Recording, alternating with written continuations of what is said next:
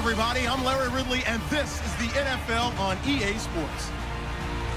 We've got two teams here looking to find a way to win. It's the Browns coming in at 9-5, going up against the Chargers, who come in at 8-6. So, with the call of this Week 16 matchup, let's hand it over to our commentators, Brandon Guyton and Charles Davis. Thank you, Larry. From the shores of Lake Erie, EA Sports has coverage of the NFL from First Energy Stadium here in Cleveland, Ohio. Today, it's the penultimate week of the regular season, Week 16, and we've got a good one in store between the San Diego Chargers and the Cleveland Browns. Hi again, everyone. With Charles Davis, I'm Brandon Guyton. And Charles, we look at this Browns ball club. They come in playing pretty good football, winners of 4 of their last 6 games. Meanwhile,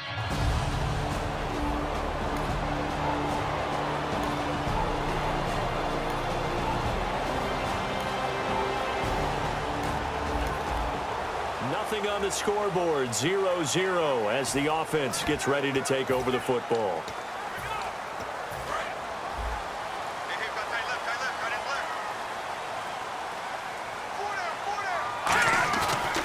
Play fake here on first down. Sliding out of the pocket. And some room to maneuver. They showed off a nice juke of the defender before the next wave could bring him down. Give him 8 on the play, and that'll bring up second down. Now, that was not a bad scramble there on first down. He didn't force it, nor did he throw it away. He was able to take off, and now he made it a very manageable 2nd and short. It's a 10-yard pickup, and it moves the chains. Absolutely love the run right there. This guy's known for his quickness, but also for his speed. He's able to get to the 2nd level almost before you blink if you give him any type of blocking. Always talk about slot receivers, and they're usually known as quicker than fast. In this case, we've got a guy who's quick and fast, and he used it to great advantage. 17 yards on the pickup there, and the drive will continue. Fresh set of downs here. There are so many things to watch for when you play defense. And reading your keys, you always hear about that, and having your eyes in the right place. Sometimes your eyes can fool you. How about that play action there? They sprang the big guy, didn't it? Able to dump it over the top to him. Tackle made there by Nick Fairley. Some of the most unselfish players on any football team, defensive tackles, because we ask them to just eat up blocks and allow other people to make tackles. And when he can make a play. And all the way in. Touchdown, Cleveland. With a lucky number 13 touchdowns now on the year.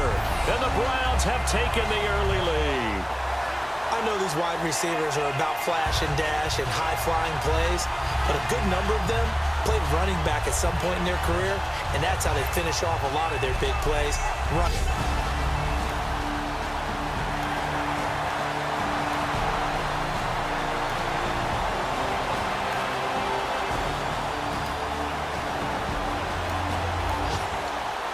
Drop you into the start of this next possession. The score, 7-0. And now Cleveland geared up to take the field. And that last drive, a long drive, but not just that. They had a great air attack going. Do they stick with that?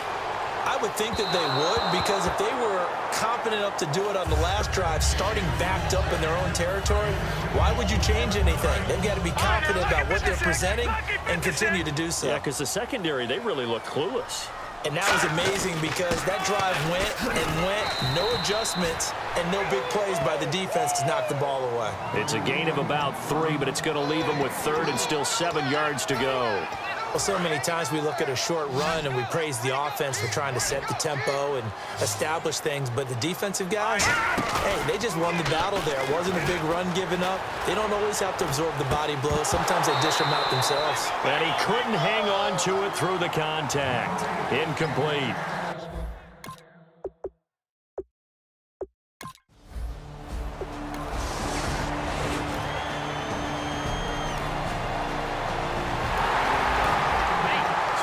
Offense will head back out there, already in excellent field position thanks to the interception. And now the Browns offense trots back onto the field. And they're coming off a 3-and-out, my friend. I think they've got to look at that play sheet and go to nowhere to escape, and he goes down. Denzel Perryman in there to bring him down for a loss of 7. Man, he got in there so quickly, Charles. What could the offense have done to adjust and account for that? But what you're hoping is that you figure out and you see and get a clue that maybe there's going to be some pressure coming at you, and you change the blocking schemes. Maybe you go to max protection. The biggest ones, maybe you bring your running back in to try and keep you clean. But in that case, that didn't happen. 0 accountability, and a sack resulted. Anytime you decide to use your quarterback as a runner, most of the time when you design a play, you're expected to break a little bit bigger than this one, because when you run him on short gains, your risk-reward and him taking hits, I'm not sure that's the... A fight for the football, and it's intercepted. A great read, and it's picked off. And a big turnover there is hit.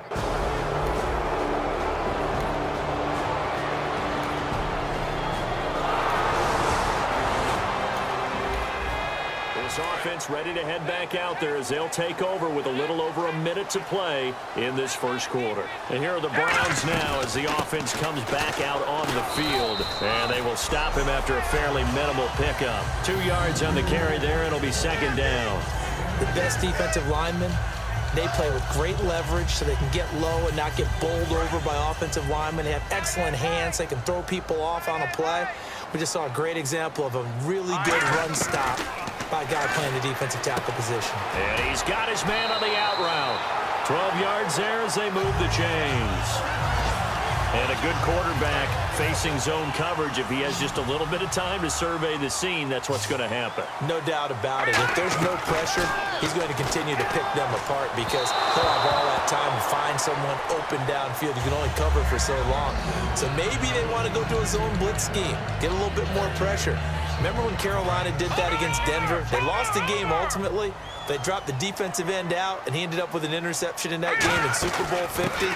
Maybe some sort of scheme like that to try and get more pressure at the passer. Call it no gain on the run there, and now they'll be looking at a third down.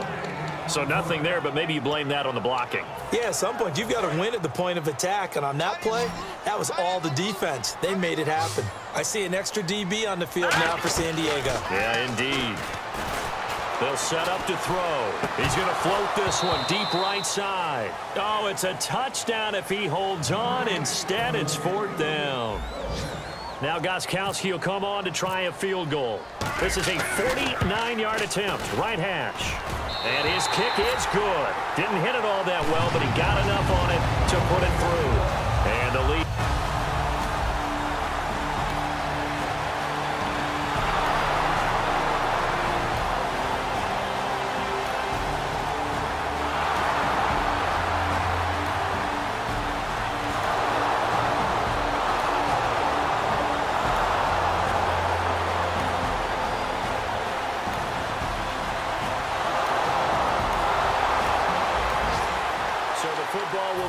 The 25-yard line as this offense gets set to take over. And now the Browns coming out on the field. And they split the uprights last time for 3. They've got the lead. They're not going to play this conservative. They're not hoping for another field goal. They're hoping for a touchdown. I'm with you on that one. I like where your head is. I like the way you're thinking, because you're exactly right. Trying to sit on a lead and play that way, that doesn't work too well for most teams.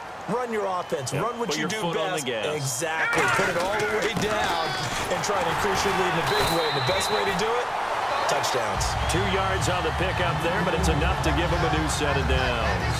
2nd and 1 is often an invitation to take the big shot downfield. I'll bet the offensive lineman said, are you kidding? We just get on our backs and we'll still get the first down. Nowhere to go here. He lost the football. But I think a Brown was able to recover, and they'll indeed hold on to the ball here. On plays like this where the ball comes free, it's often unusual for the team that lost it to get it back, because this is the quarterback. The ball gets away from him. Everyone else is trying to execute what they're supposed to do on offense. They're usually looking in the other direction, downfield, or have moved away from him. In this case, though, and that's caught inside the 35. And all the way in. Touchdown, Cleveland. Josh Gordon, an 80-yard touchdown. And the Browns add on to their lead. Well, you know he can be explosive, and he's ultra-explosive there on the fly route. And you know how many times we've talked to coaches and we've had quoted back to us, well, you know something? When you execute really well, it doesn't matter if they know it's coming or not.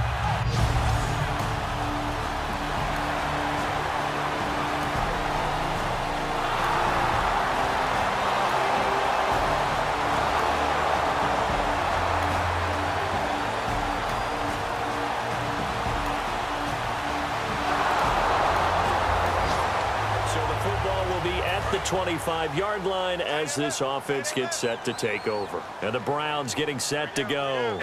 And they'll just simply be looking to build off the confidence of the last time out where they scored a touchdown. And confidence is powerful, isn't it? When you've scored once, you feel like you can go back out there and get it done again. Doesn't matter what the defense throws at them. They feel like they're in a groove right now, and they want to get out there and show it. Yeah, hoping to stay in that groove here this go-around. They'll run it now out of the gun. And he'll be taken down just shy of midfield. It's a 7-yard carry to set them up with a 2nd and 3. And the offense still has a couple plays to go to pick up the first on 2nd down and 3. Some runs are blocked so well, you almost forget that someone has to carry the ball to gain the yardage. The leverage by the offensive line to create space up front, really well done. All right, it's football 101 to know that the quarterback controls just about everything on offense, but a lot of times what gets missed is that the center controls line play.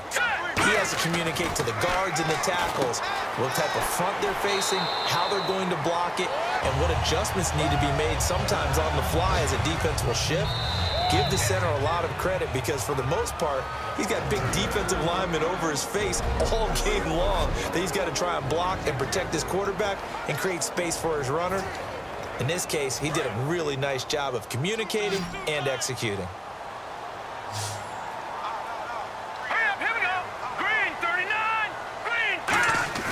They go play action here on 1st down. It'll buy some time right. And down inside the 15, shy of the 10. It's a gain of 11 yards that time, and it produces a new set of downs.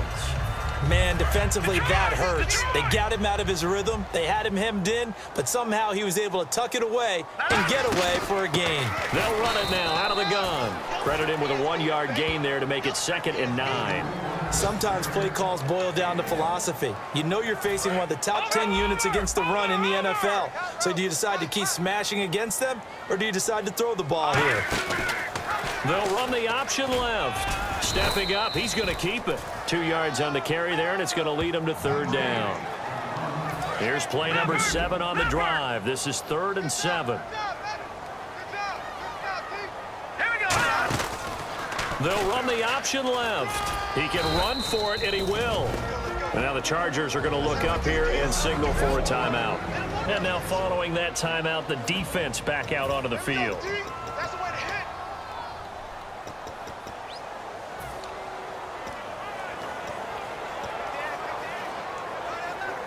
So out comes the field goal team now for the 2nd time here today. From the left hash. Oh, they flip it to the kicker. He looks like he's going to throw it. And this one will not work out. It is incomplete. They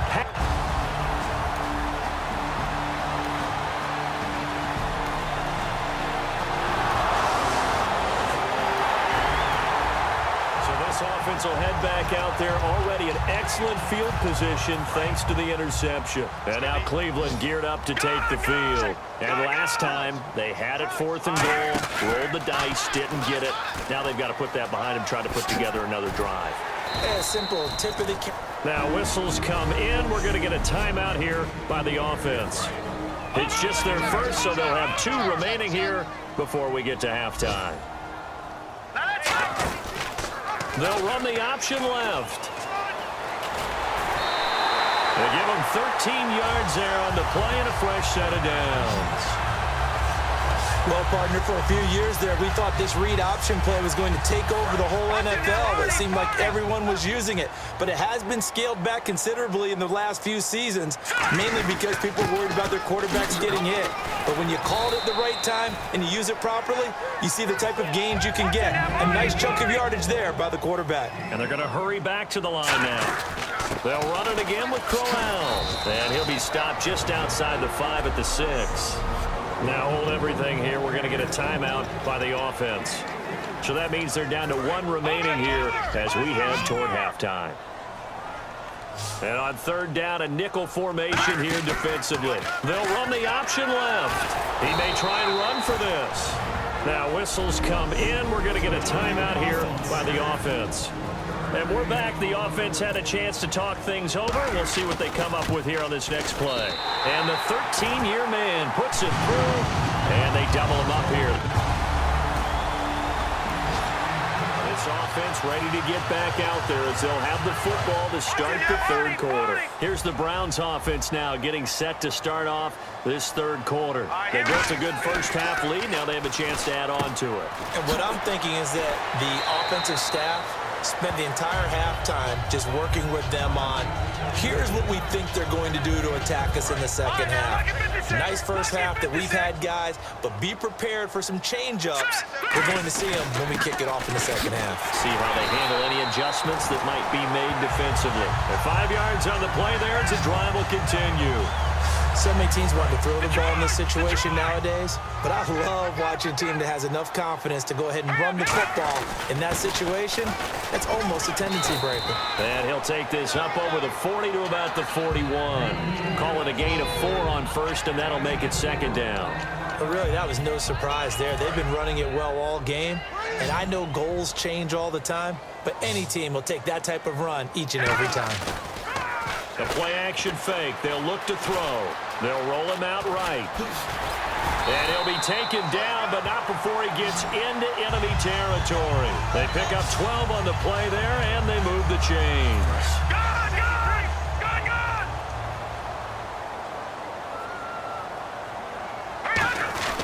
This is Crowell. And a pretty big hole as he's down to about the 40. A solid run on first down. Gain of 7 leaves him with a 2nd and 3. This drive is turning into an extended one, and the guy carrying the ball, he's becoming more like a body blows guy. Every carry is putting some damage on the defense. So after a while, I'm not too sure how many guys are going to want to run up and tackle him. They'll run the option left. And he'll go down here at the 35-yard line. They get 5 out of that one, and it moves the chains. In my book, that's running the ball well, but with intelligence. How about him keeping the clock moving, staying in bounds? Yeah, even though it's the third quarter, you're thinking ahead, aren't you? This is where your running game can really help you with a lead in the second half. I agree totally. It's not just end-of-the-half situations that you worry about the clock. It's throughout the game. And with a lead, stay in bounds. Make them fight harder to try and catch you. Second down now after the pass completion. Now they'll throw here out of the gun. Smith catches left side. And he'll be brought down at the 21, just shy of the 20 in the red zone. And defensively, they were in zone coverage there. Do you have to be a little careful? You're losing, playing against a good quarterback like he is, to not play too much zone? Yeah, you have to be careful about how much time you're giving up. I think it's a good point you just brought up. So maybe if you still want to play zone, you go to a zone blitz scheme, and you can drop anyone out of your defensive front, defensive end, defensive tackle. It doesn't matter. You just exchange someone to bring more pressure towards the quarterback and still try and cover downfield. But that's what you're looking for when you want to throw the ball downfield. You want one of those guys who can play out on the perimeter, can play out wide, who can not only get open, but when they're covered, can uncover themselves downfield and create catches. 4 yards on the pickup, and that'll bring up a 2nd and goal. Long drive. The defense just cannot seem to catch a break and get off the field. And quickly, they get to the line. And now it's 2nd and goal. On the run, it's Crowell. And not a whole lot there. He does get a couple, taking it from the 5 down to the 3. I have to laugh a little bit because he actually handed it off. I thought with the 2 touchdown passes he's thrown in this one already, he'd go ahead and fling and try and get a 3rd one. Yeah, now from this spot on 3rd down, I think he'd probably throw it here. Yeah, I don't think there's any question about it. And he'll take it into the end zone for a Browns touchdown. Terrell Pryor, his first touchdown on the year. And the Browns add 6 to their lead. So on 3rd and medium, they dial up the pass, and it works to hit the end zone. And it's really not a surprise to me. That's a throwing down in the NFL because of how tough it is to run the football. But what offenses...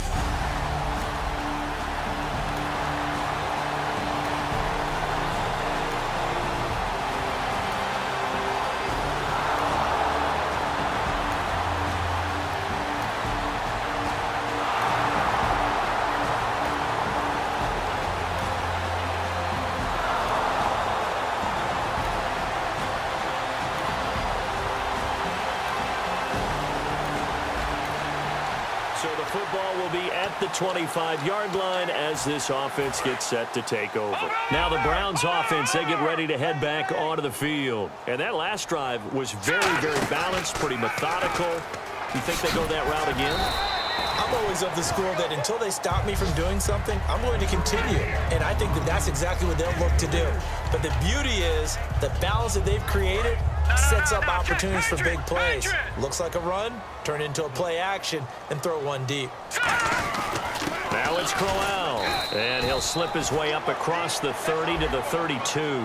Still about 3 yards shy of a first as the 4-yard pickup brings it to third down. And the defense searches for one more stop here after the run on second down.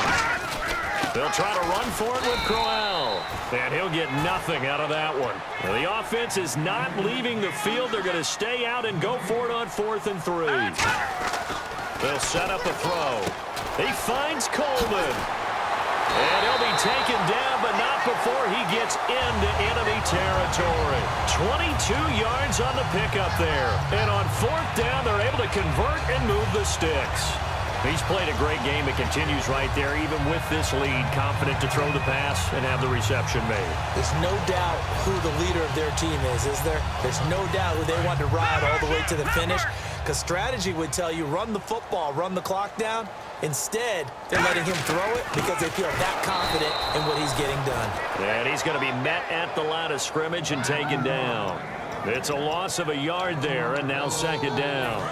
And in this situation with the lead, 4th quarter, they're liking keeping the ball on the ground, I'm sure. That's just smart football, but you know the defense has to know it as well. They've got to stop them here.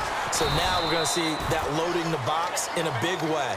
6, 7, 8, 9, whatever it's going to take, puts a little bit more pressure on your big offensive line. I do know that owners, when they watch their quarterbacks running with the football, they usually hold their breath because that's the franchise. But when you're getting that kind of a game, hard to argue against calling it. Got a man, it's caught inside the 10. And all the way in, touchdown, Cleveland. Devin Smith hitting double digits with his 10th touchdown of the season. And the Browns add on to their lead. They were still throwing with a comfortable lead here late, and now that lead even more comfortable. And your first thought is there bad blood that went into this one ahead of time that maybe they're seeing?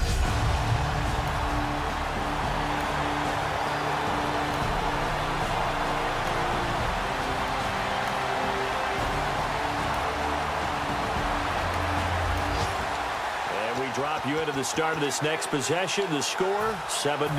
And the Browns offense back out there ready to take over. Good drive last time. Really effective passing the football. Do you maybe mix it up, now go to the ground game and surprise the defense a little bit? I would anticipate the defense making some changes, but I wouldn't necessarily just absolutely go in the opposite direction. They're doing so well throwing the ball. Yeah, well, I wouldn't change it up until they showed me a reason to do so. It's caught on the right side at Smith.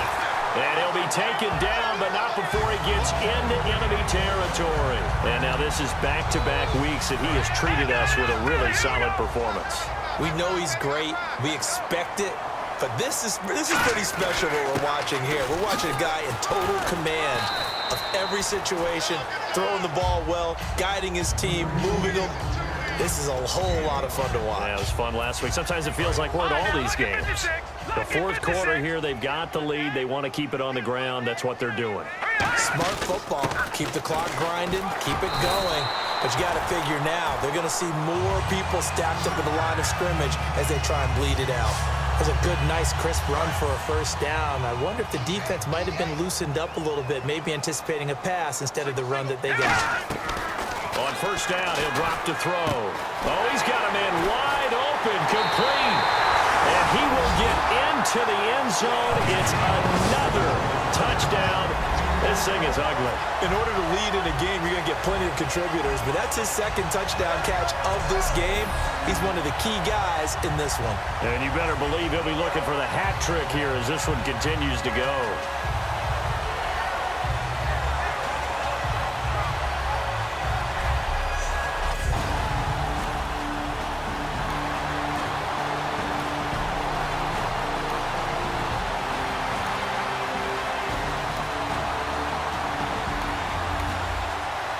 Drop you into the start of this next possession. The score, 7-0. And now Cleveland geared up to take the field. And that last drive, so effective in the passing game, resulting in the touchdown. Maybe not many people were focused on the trenches. There was good protection there. Excellent protection. So now, defensively, you've almost got to get down to those starters blocks like you're a sprinter. Get lower than those guys on offense and find a way to roar through them or around them to get into the face of the passer. Easier said than done, though. Way easier said than done. But they've got to try something because right now they're just cutting them to shreds. Yeah, another good run there. He's been such a big part of their success here this afternoon. And that last carry, it puts him over 100 yards now for the day.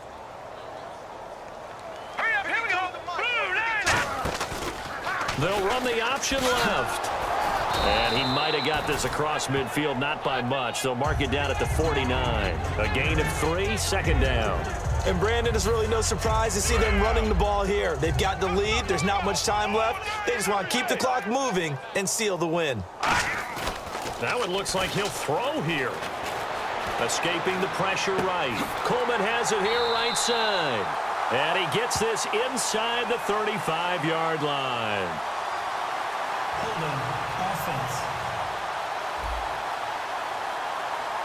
So there you go, holding by the offense, and that'll push him back.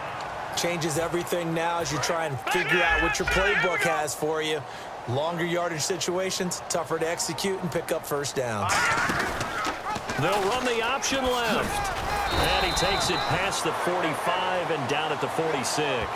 That'll get a little bit back, give him 5 on the run, and they'll be left with a 3rd and 13. It's really no surprise to see them running the ball here. They've got the lead, not much time left. They just want to keep the clock moving, and they can win it right now. Here's a play fake as they set up to throw. It's a short one here, complete to his tight end. They get 7 there, but it brings up 4th. The Browns send out their punter now. And we are back here. I'm Brandon Gaudin alongside Charles Davis. So the offense takes a timeout. And now we're set to get going. And with things looking pretty good on the scoreboard, they're going to keep the offense out there and go for it here on 4th. From the shotgun, he'll look to throw. And he will find his man on the outside. They'll give him 8 on the play, and they're able to pick up the conversion here on 4th down. Well, it all came together on that one, didn't it? Big-time throw on 4th. Now that had to feel good, didn't it? Taking that type of a gamble there and making it pay off. What a throw. And tough as a receiver because no matter how perfect the pass, you know it's 4th down and you got to convert. A little bit of extra pressure, but he overcame it. An excellent pickup of 34 yards. And a new set of downs here after picking up the first on the ground. When big runs occur, sometimes there's a sense that things are pretty easy, and that one carried them down inside the 10. But getting into the end zone now, that won't be easy at all because you're going to face different defenses and not as much real estate to work with. Will they be able to run it, or will they have to throw it in order to try and score? Well, he did get a taste the previous week. He got into the end zone trying his best to get there in this. And they are going to score again. Yet another touchdown as they just add to their totals. And to me, that touchdown allows you to start grinning widely on your sideline. I think they pretty much locked this one away. Yeah, that's the clincher, the proverbial icing on the cake, if you will.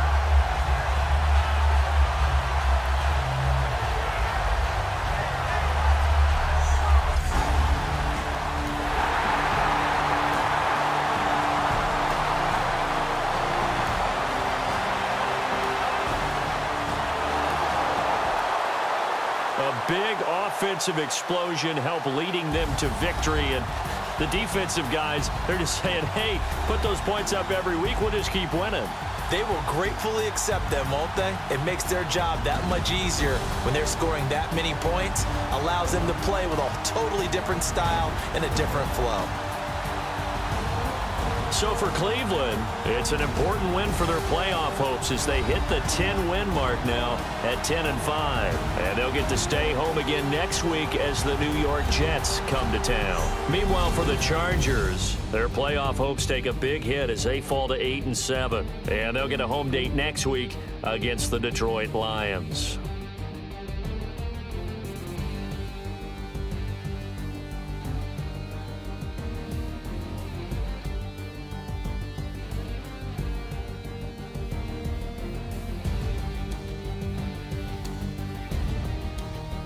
So that'll do it for us. For Charles Davis and all our crew, I'm Brandon Gaudin. You've been watching the NFL on EA Sports. It's a win for the Browns, and they're happy in the dog pound as we say so long from Cleveland.